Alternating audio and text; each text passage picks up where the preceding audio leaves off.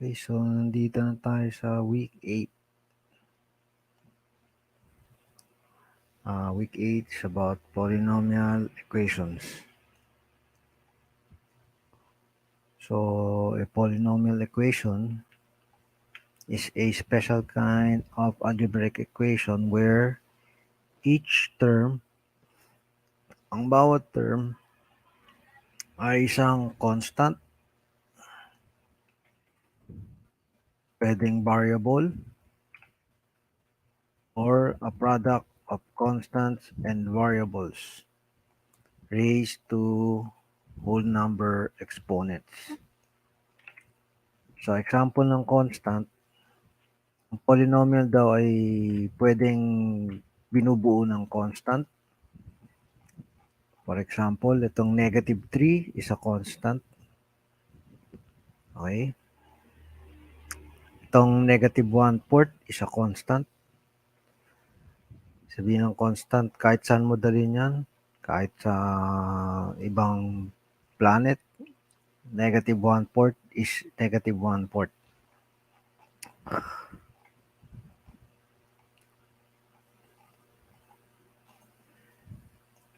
Next, pwede rin magkaroon ng variable. Kagaya nitong x to the 5th. Variable lang siya, no? Variable x. Yan. Isa sa mga bumubuo sa polynomial. And pwede rin product. Sabihin ng product, multiplication. Multiplication ng constant and variables. So example is 3x to the 4th power.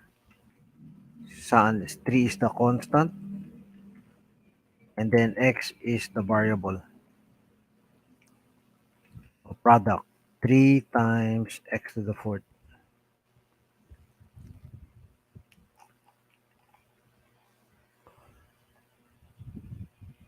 The largest exponent, okay, so yung pinakamalaking exponent daw is the degree of the polynomials.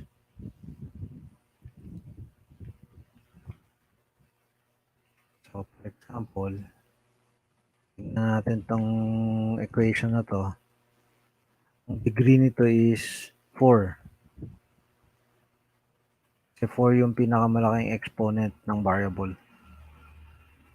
Ang exponent nito is 4. Exponent nito is 1. Pag walang nakasulat, the exponent is 1. And mga walang variables to. Kagaya nito, ang variable nito is x to the 0. X to the 0, pag in-evaluate natin yan, that's equal to 1. 1 times 3 is 3. So parang 3 na lang natira. Negative 3 na lang yung natira. Saying x to the 0 is equal to 1. Dito sa example na to, ang biggest exponent is 4. So ang degree nito is 4. Ibig sabihin ng degree, kung ang degree nito is 4, merong 4 na number na makakapagpa-0 sa equation na to. Okay? In this example, ang largest exponent is 5. So, ang degree nito is 5. At meron 5 number na makakapagpa-0 dito. Pwedeng iba-ibang number, pwedeng pare-parehang 5 magkakaparehang number. Dito is pinakamalaking exponent is 2, so ang degree nito is 2. So dito naman sa equation na to, the biggest exponent is 9, so degree is 9. Okay. Sa example na to is hindi natin masasabi unless i-multiply muna natin. pag minultiply natin itong dalawang to, kakaroon tayo ng equation at doon natin makikita yung pinakamataas na exponent. Pero pwede nating ma-compute mentally ang degree nitong number 9, no? So, ang pinakamataas na makikita natin dito is 2. Exponent 2. Exponent 2, pag minultiply mo sa x, ang magiging result nun is ang exponent nito is 1. Exponent nito is 1. 1 plus 2, magiging sagot niyan is x to the 3. X to the third power. So, ibig sabihin, ang degree ng equation na to is 3. Kasi ang pag minultiply mo tong x squared dito sa x, kakaroon ka ng x cube. So, ganun din dito, no? So, meron tayong x times ito times ito. So, pag minultiply mo yung tatlong x times x times x, magkakaroon ka ng x squared. Pag minultiply mo yung x squared dito sa x na to, magkakaroon ka ng x cube. So, x cube. So, ibig sabihin, ang degree nito is 3. Itong number 10. Quick calculation lang. Para lang malaman ang degree. So, itong mga nasa left ay mga polynomial equation. Okay? Ang mga hindi polynomial equation, number 1 is kapag merong negative exponent. So, kagaya nito, ang exponent nito is negative 2. Negative 2. So, ibig sabihin, itong equation na to is not polynomial. Kasi meron isang term, ang exponent is negative. Next, hindi pwedeng maging polynomial kapag yung variable nasa loob ng radical sign. Radical sign. Yung parang square root symbol. Okay, so pag merong variable na nasa loob ng radical sign, so hindi siya pwedeng maging polynomial. Unless, for example, meron kang x squared, and then nilagay mo siya sa radical sign na square root. So, pwedeng i-cancel ng exponent 2, yung radical sign, and this will be equal to x. Okay, so kung pwedeng i-simplify, pwede siya maging polynomial. Pero kung kagaya nito na hindi na natin kayang pwedeng i-simplify, ito na yung pinaka-simplified form niya, hindi natin kayang alisin tong radical sign. So therefore, itong equation na to is not a polynomial. Pero kung kaya nating alisin tong radical sign, then pwede siya maging polynomial. Ang example, for example, meron kang y the fourth power. Again, nasa loob ng isang radical sign. Ang index nito is 2. Square root 2, no? So, ang gagawin lang natin is this is equal to y, and then 4 divided by 2 is 2. Yan. O sige, gawin natin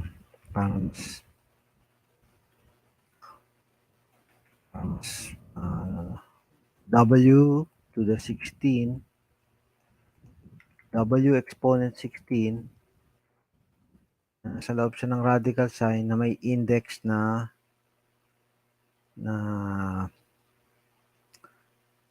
2 or 8, index 8.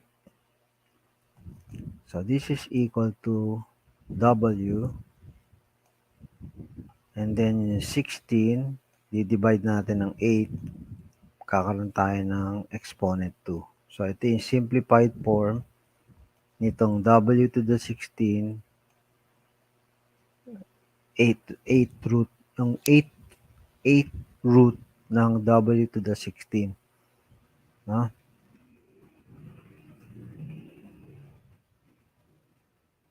Ito yung simplified form nito. So, na-eliminate natin yung radical sign. And then, hindi pwedeng ang variable ay nasa denominator side. Or kung may fraction tayo, nasa ibaba. Hindi siya pwedeng maging polynomial. So, gumawa rin ako ng summary dito. So, ito ay, ang title nito is Polynomial Equations. So, anong mga not polynomials? Ano yung mga terms na not polynomials? So, first, kung meron tayong negative exponent, gaya nito, ang exponent is negative 3, hindi siya pwedeng maging polynomial. Next is, yung variable is inside a radical sign, nasa loob siya ng radical sign, gaya nitong x, nasa loob siya ng radical sign. So, ito is hindi pwede nating isama sa polynomial. At kapag ang variable is a denominator, so pag yung x natin nasa ibaba ng fraction, denominator. Ito yung numerator, naman yung denominator. Okay, kapag yung x nasa taas, walang problema. Okay lang yan. Okay, pero hindi pwede ang x ay nasa denominator. Siya mako-consider na mapabilang sa isang polynomial. So, yan ay mga lahat ay not polynomials.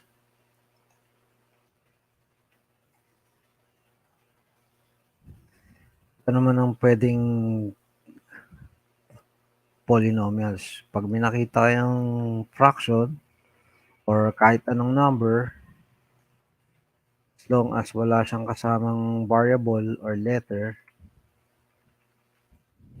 pwede yan maging part or member ng isang polynomial. Ganun din ang mga fraction. Yung mga number na yung fraction, yung may fraction line. Yung mga number na may fraction line. Okay? So again, tong sa radical sign, no? Pagka yung letter nasa loob ng radical sign, hindi pwede yon. Pero kung number lang yung nasa loob, walang kasamang letter, yan, pwede siyang maging part ng polynomial. Pag sinabing part ng polynomial, kagaya nito, ang polynomial na to is merong 4 na terms. 1, 2, 3, 4. Okay? So, kapag itong mga terms na to ay sinali natin dito, polynomial pa rin siya. Pero kung isa dito sa mga to, okay, ang i-include natin sa equation na to, then hindi na siya magiging polynomial. Okay? So, meron tayong learning task 1. Identify lang natin kung P kung polynomial, and NP kapag not polynomial. Number 1, tingnan natin. Okay. Positive ang mga exponent. Wala tayong nakikitang radical sign. Wala tayong nakikitang fraction. Ibig sabihin, this is a polynomial. Number 2, inspect natin ang mga exponent ay positive. Wala tayong nakikitang radical sign, yung mga ganon, radical sign, wala tayong nakikitang ganon. Wala rin tayong nakikitang fraction, yung mga ganyan, fraction. No? So, therefore, this is a polynomial. Number 3 is not polynomial because meron tayong negative 2 exponent.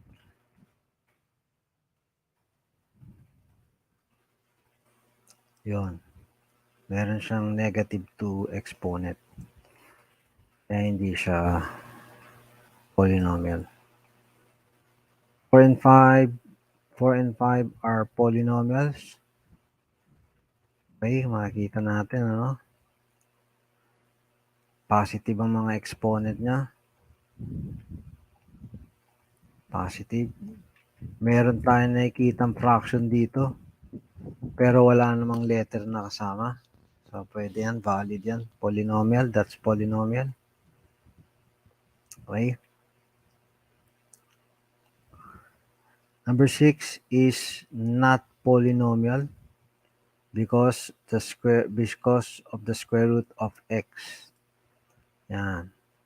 Square root of x. Yung x ay nasa loob ng radical sign.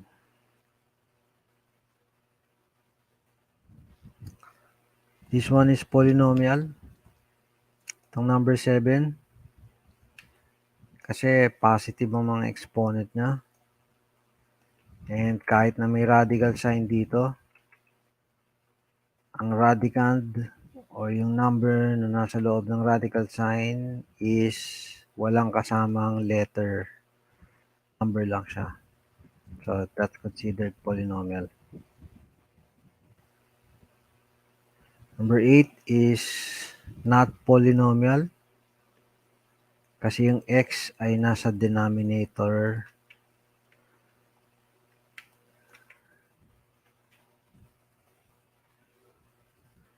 Kasi yung x ay nasa denominator. Yun. Yung x ay nasa ilalim. Hindi pwede ang x dun.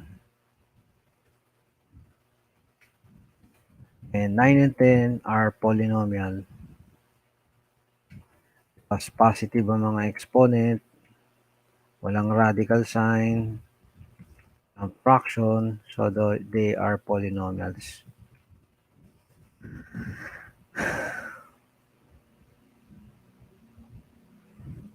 So how you will know if the equation is polynomial? What are the restrictions in determining if the given equation is polynomial? So tatandaan lang natin, lagi tayo maghahanap ng negative exponent, variable na nasa loob ng radical sign. Okay, so una is, ulitin ko lang, no? Negative exponent, hindi siya polynomial. Variable na nasa loob ng radical sign, hindi rin polynomial yan. And kapag ang x ay nasa denominator side, hindi rin yan polynomial. Yun lang ang tatandaan natin. And pwede tayong may radical sign as long as walang Walang variable sa loob. So, mag-iingat kayo dyan, no? Yung line na to is nandito. So, ibig sabihin, yung x ay hindi kasama sa loob. Pero kung i-extend natin tong line dito, konti pa ganon, then tong x na to is kasama, nasa loob na siya ng radical sign. Okay? Pero kung ganyan ang pagkakasulat, this is still a polynomial. Kasi yung x ay wala sa loob ng radical sign. Okay? At fraction. As long as walang nakalagay na variable or letter sa ilalim, pwede siyang maging polynomial. Okay? So, learning task 2, pinapaano sa atin ang descending order, degree, leading coefficient, at saka constant term. So, kinopya ko yan dito, no? So, una, may mga salita dito kagaya ng degree. So, ano ba yung degree? The degree is sa mathematics to, no? Iba to sa college degree, sa degree sa college, ano? Ito is degree sa mathematics, sa algebra. Pag sinabing degree, it is the largest exponent. So, hanapin lang natin yung pinakamalaking exponent. Yun ang degree.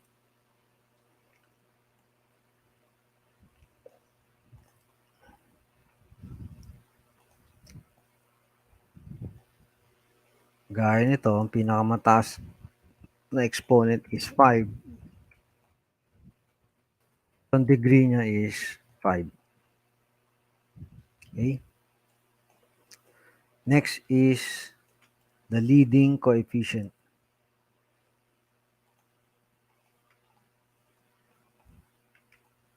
So, the leading coefficient are the numbers written in front of the variable with the largest exponent. So, kagaya nito,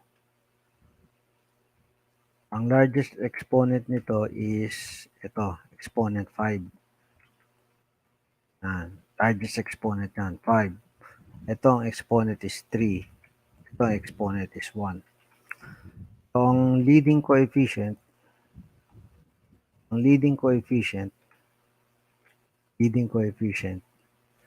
is itong 7. Yung pinaka nangungunang coefficient. Yung number na nasa tabi ng pinakamalaking variable na may exponent. Nasa tabi ng variable na may pinakamalaking exponent. Yeah, so ang leading coefficient is 7. Next is the constant term. What is constant term? So, constant term is a term that contains only a number. Number lang. So, gaya nito.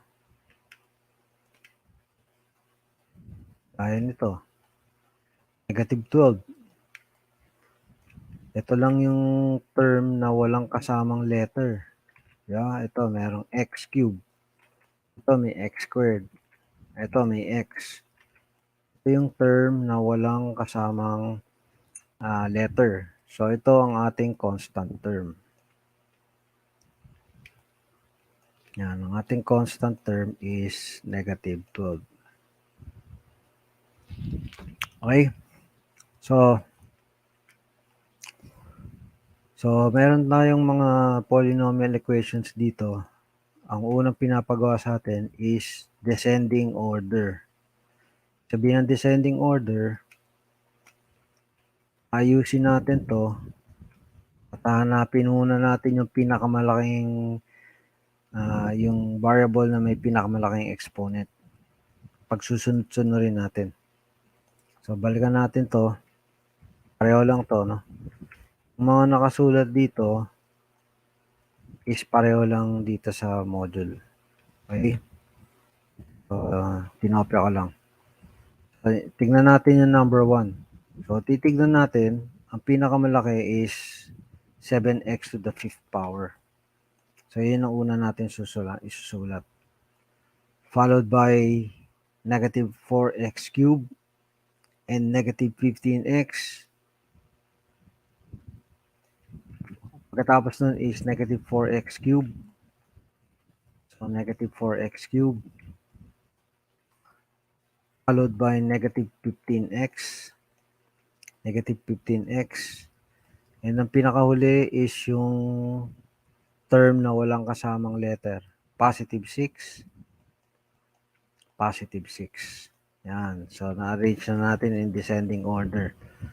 Once na-arrange na sa descending order, mas madali na ngayong makita ang degree. So, since ito yung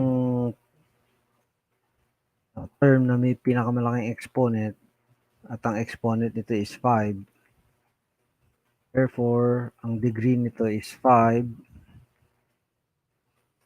Ang leading coefficient is 7. 7. And then, ang constant term is positive 6. Yan, constant term, positive 6. Yung term na walang kasamang variable or letter na nakasulat.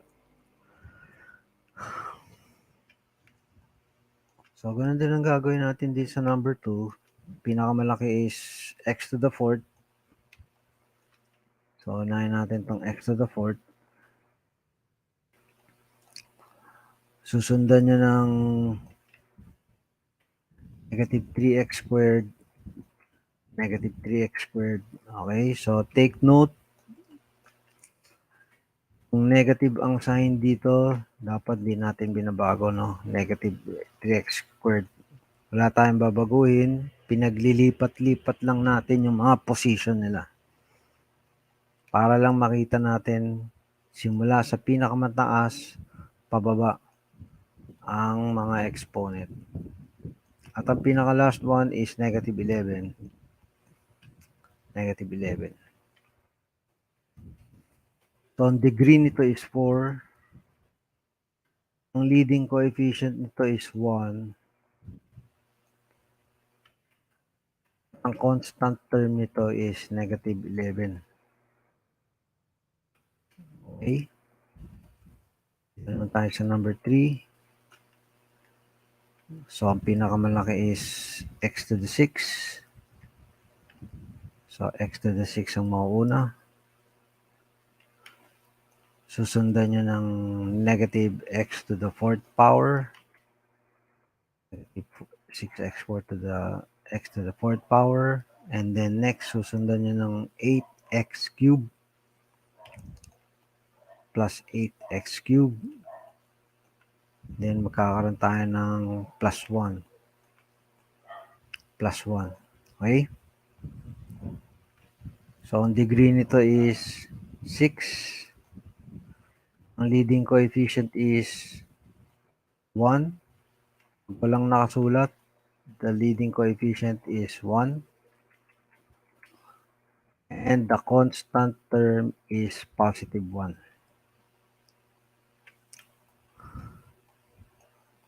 Dito sa 4, kailangan i-multiply mo muna yung x dito sa loob. Okay, so pag minultiply mo yan, this is x times 5x cubed. That's equal to 5x to the 4th power. X times 7 is 7x. Of course, positive dahil positive. Titingnan natin, ang degree is 4.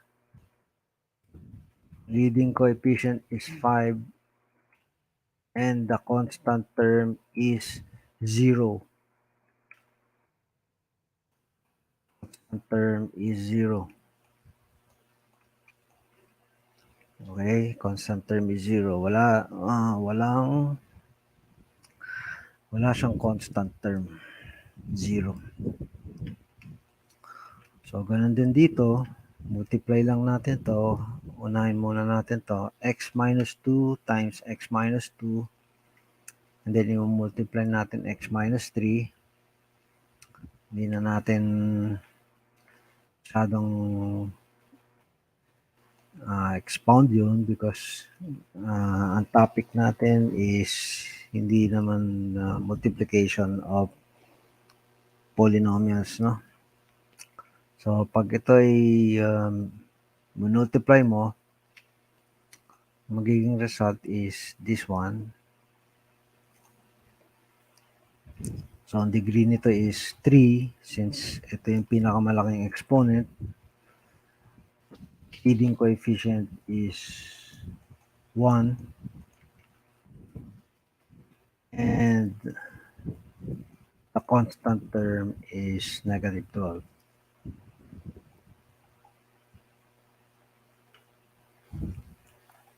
Okay?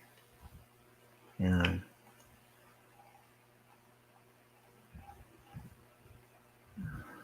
So, meron ditong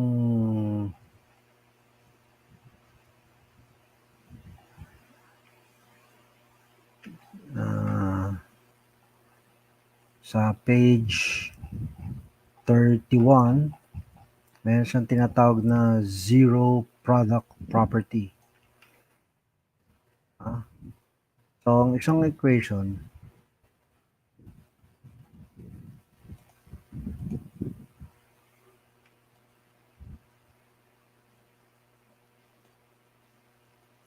merong equation na ganito sinusulat. X minus 2 times 2x plus 3 times x plus 1 is equal to 0. So, ibig sabihin, kung this is equal to 0,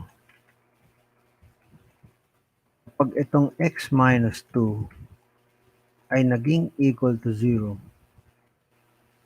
kahit ano pa ang maging value ng dalawang to, pag minultiply mo sa 0, that's equal to 0. Okay, so pwede natin sabihin na ang x minus 2 is equal to 0. So, ako hindi ko na sinama yung parenthesis, no? Pwede na nating isulat yun na x minus 2 is equal to 0. Itong 2x plus 3, pwede rin maging 0 to. Kung ang 2x plus 3 is equal to 0. Kasi kung ito ay 0, kahit ano pa ang value nitong dalawang to, pag minultiply mo sa 0, ang result ay magiging 0. Itong 2x plus 3 equal din natin sa 0. At ganoon din ang gagawin natin sa x plus 1. Kailangan yung x plus 1 ay maging equal to 0. Kasi pag naging 0 to, at minultiply mo sa dalawang to, ang result ay magiging 0. Okay? So, ito yung tatlong number na makakapagpa-0 sa equation na to. Yung x minus 2, pag nilipat natin sa kabila, magiging positive 2. Okay, so that's why magkakaroon tayo dito ng solution. Ang solution is, meron tayong tatlong solution. 1, 2, 3. Tatlong solution. Una is x equals to 2. Saan nakuha yung x is equals to 2? Yung negative 2, pag nilipat natin sa kabila, ay magiging positive. Okay, so kung negative, Nilipat natin sa kabila, magiging positive. Kung positive, nilipat natin sa kabila, magiging negative. So, doon galing ang x equals to 2. Doon galing ang x equals to 2.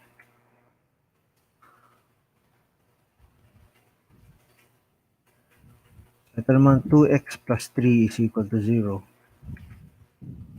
Itong positive 3 ay ita-transpose natin dito sa kabila, so magiging negative 3. Sinabing kabila, itong equal sign, ito yung parang ito yung nagse-separate sa left side at right side ng equation. Okay, so ito yung pinakagitna, itong equal sign. And lahat ng nandito is the left side, lahat ng nandito is the right side. So, itong positive 3 na nasa left side ay tinranspose natin sa kabila sa right side, magiging negative 3 siya. Okay? And then, para mawala itong 2 na to, i-divide natin to ng 2, both sides. Pag dinivide natin tong left side ng 2, kailangan i-divide din natin ang right side ng 2 para hindi magbago ang value ng ating equation. Iniiba lang natin ang forma niya, but yung value niya is ganun pa din. So, 2 divided by 2, ang matitira is x. So, x is equals to negative 3 over 2. X is equals to negative 3 over 2. Okay. And the last one, x plus 1 is equal to 0. So, yung positive 1, ipat natin sa kabila, magiging negative 1.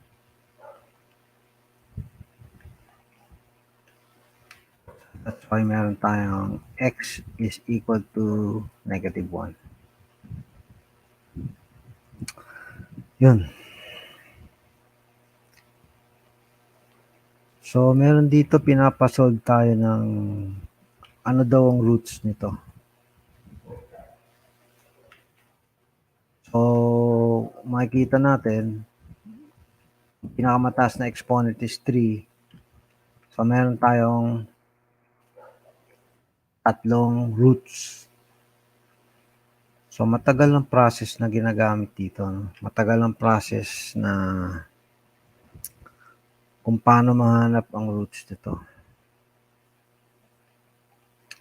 Diniscuss na natin yan sa previous chapter or previous week. Kung paano ito isosolve. Kung saan gagamit tayo ng rational root theorem. Sa akin lang is pwede nating isolve yun, but there's the possibility na magkakamali tayo. In the first place, the rational root theorem is very time consuming. Masyadong matagal siya kasi lahat ng kung makukuha mo kaagad yung mga magpapa-zero sa equation, then it's good. Pero kung hindi, then matagal. Kagaya nito, ang lahat ng iti-testing dito is 1, 2, 3, 4 times 2 is 8. 8 times ka mag-compute. At pag nagkamali ka ng compute, mali pa ang solution mo. Lahat yan ay iti-test mo dito sa equation. At kung sino yung makapagpa-zero sa equation, yun ang solution. So again, paano nakuha to is yung kagaya ng diniscuss natin previous week. Ito yung A, ito yung B, Okay, ang A is 3. Ang factors ng 3 is 1 at saka 3. Ang B is 2. Ang factors ng B is 1 and 2. So, ang mga possible zeros are A over B. So, pwedeng 1 divided by 1 is equal to 1. Pwede rin 3 divided by 1.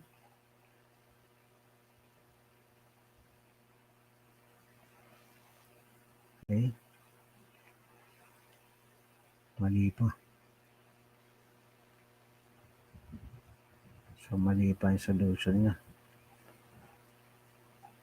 Okay, so to make it short, I will teach you something na makapagpabilis ng pag-compute. Kagaya nito. Let's take this for example. Itong equation na to is napakahaba nito. Meron tong, this is degree 4. So, meron tong 4 na solution. So, para malaman natin ang solution ng mabilis at sigurado, gagamit tayo ng technology. Okay? So, yung technology is dinevelop para makatulong sa atin na mapadali ang mga pag-solve ng mga bagay-bagay, ng iba't ibang bagay. Kagaya nito, for in this example, para malaman natin kung ano yung roots. Bukod sa mabilis, ay sigurado pa ang solution. Paano ba tong technology na sinasabi ko? Okay, magbukas tayo ng isang internet browser. At search natin ng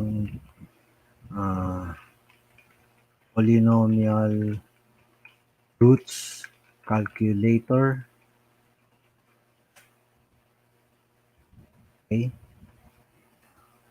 So, ang ginagamit ko dito ang root calculator is itong Symbolab. Okay. So, subok ko na to. So, i-click lang natin to. Itong Symbolab root calculator. Yan. So, ta-type lang natin dito yung equation. So, tuturuan ko kayo paano mag-type ng equation, no? So, magbubukas tayo ng keyboard para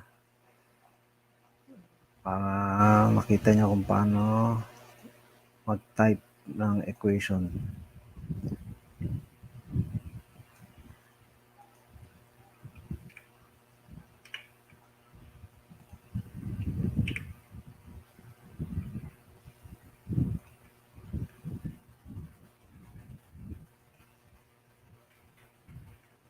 Ito yung ta-type natin, no? Isa-isahin natin. 2x to the fourth. So, paano natin ilalagay ang 2x to the fourth dito? So, dito, meron tayong nakalagay dito roots. Huwag niyong buburahin yan, no? Kasi yan yung command. Yung roots na yan yung command na magsasabi na hahanapin yung roots. Okay?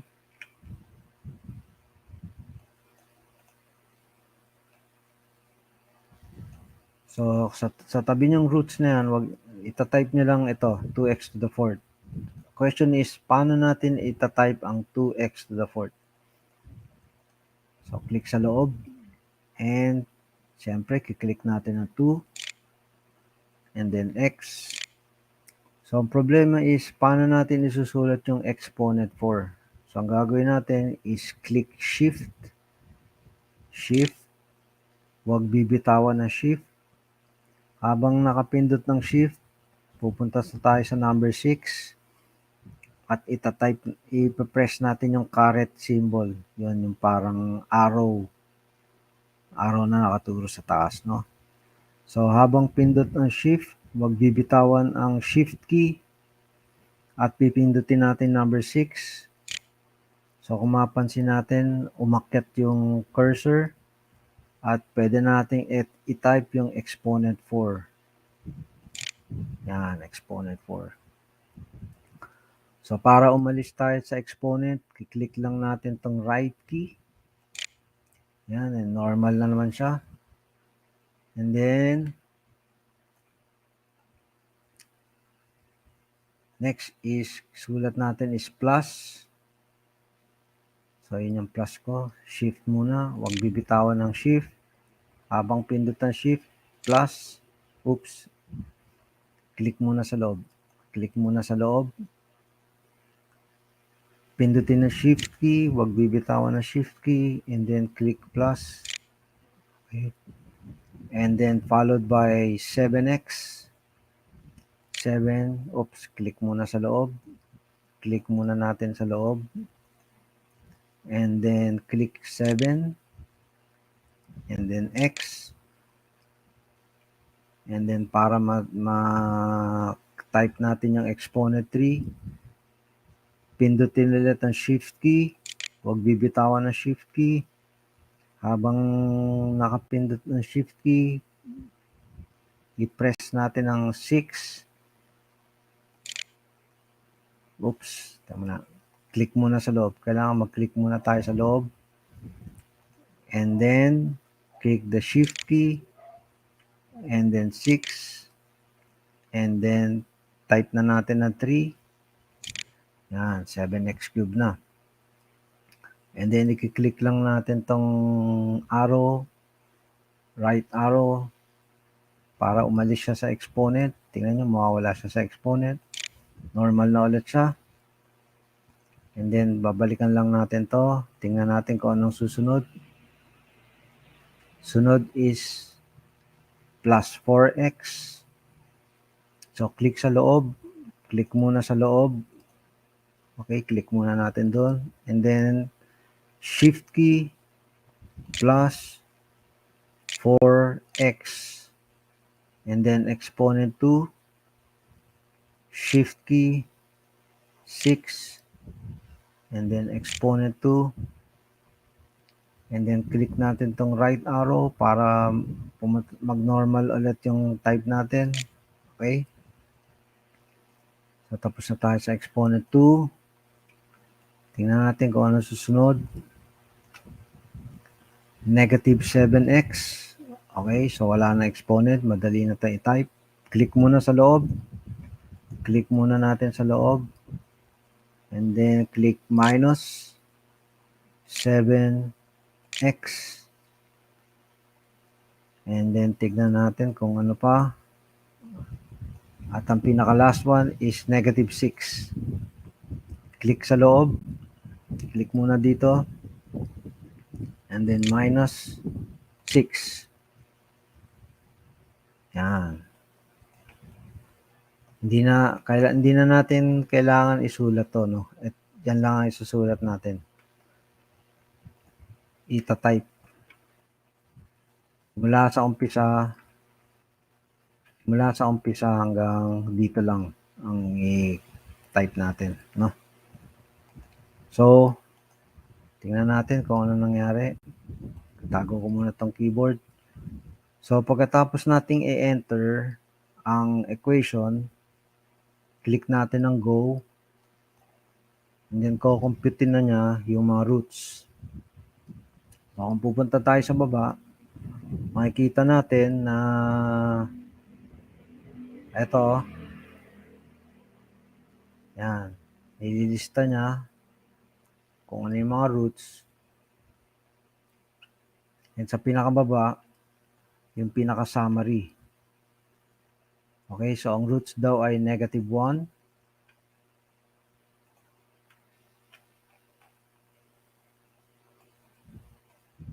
negative 1, positive 1, negative 3 over 2, at saka negative 2. So, kung titignan natin yung sasagot sa module, Okay, so dito, ang daming ginawa, no? Pwedeng magkamali ka pa dyan. Very time consuming.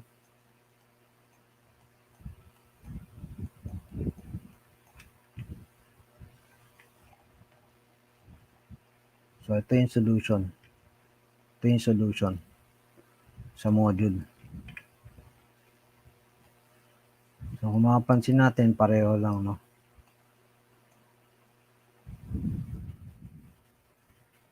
Sa module, may solution na -1. So, ganun din dito sa Symbolab calculator, -1. And then sa Symbolab, may +1. Ganun din dito, +1. And then dito sa Symbolab, may solution siya na -3/2. So, yun yun, -3/2. And then the last one is pagkatapos ng -3/2,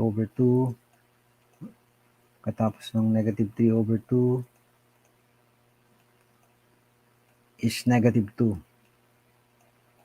Yan, -2 naman. -2, so yun, -2. Okay, so mabilis, no? So, kung isosolve mo to, it will take you siguro mga 15 minutes, 20 minutes. And then, pag medyo hindi ka maingat, maaaring mali pa yung naging final answer mo.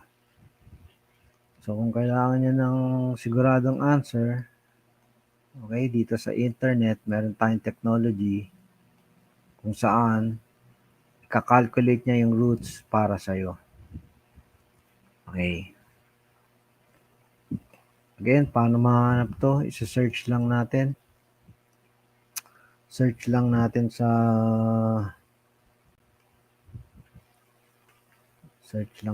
dito sa Google.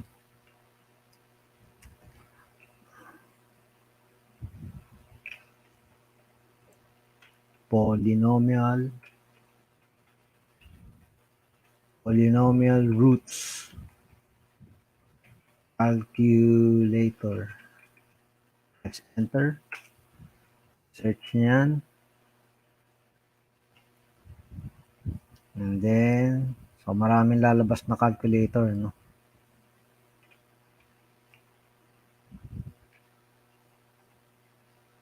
So, ang ginagamit ko is itong Symbolab. Roots Calculator by Symbolab. Click natin yan.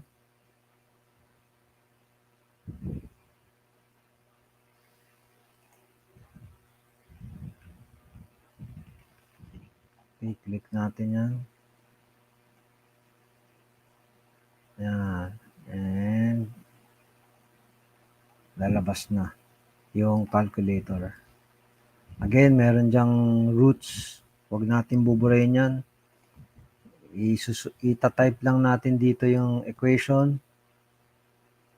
Kasi yung roots ang nagsasabi na hahanapin ng roots. Pag inalis niyo yung roots, hindi malalaman ni roots calculator ang gagawin niya. And pagkatapos natin ma-type yung equation, press lang natin yung go para ma-compute niya yung roots. Okay? So, ayan. So, lahat yung napakahaba na yan ay pwede nating mahanap ang mga roots using the calculator. Okay? So